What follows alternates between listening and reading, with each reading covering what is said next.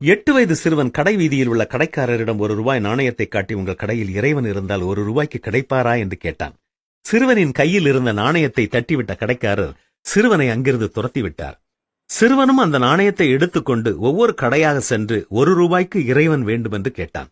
பல கடைக்காரர்கள் அவனை விரட்டிவிட்டாலும் மனம் தளராத சிறுவன் அங்கிருந்த ஒரு பெரிய கடைக்குச் சென்று கடை உரிமையாளரிடம், உங்கள் கடையில் இறைவன் இருந்தால் ₹1 வேண்டுமென்று கேட்டான்.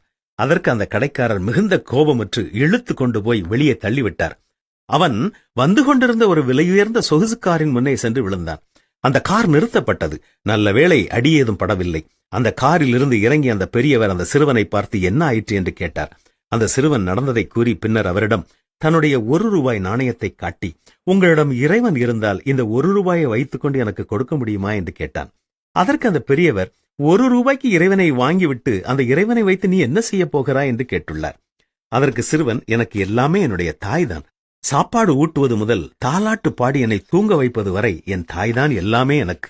தற்போது என்னுடைய தாய் உடல் நலம் இல்லாமல் மருத்துவமனையில் அனுமதிக்கப்பட்டுள்ளார். மருத்துவர்கள் உன் தாயை இறைவன்தான் காப்பாற்றுவார் என்று கூறிவிட்டனர். அதனால்தான் என்னிடம் உள்ள ₹1 இறைவன் கிடைப்பாரா என்று நான் தேடிக்கொண்டே திரிகிறேன் என்று கூறினான்.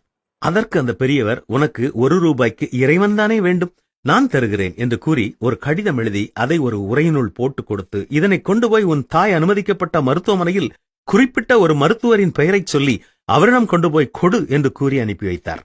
சிறுவனும் அவ்வாறே நேராக மருத்துவமனைக்கு சென்று அந்த மருத்துவரை கண்டு அந்த உரையை கொடுத்தான்.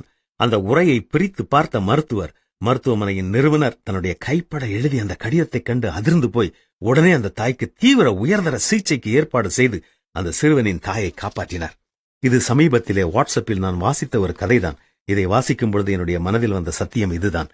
கடவுளை கண்டுபிடிக்க வேண்டும் என்ற உண்மை உள்ளத்தோடு தேடும் ஒவ்வொருவருக்கும் கடவுள் தன்னை வெளிப்படுத்துகிறார். பல நேரங்களில் நாம் தான் அவரை சரியாக புரிந்து கொள்ள முடியாமல் இருக்கிறோம்.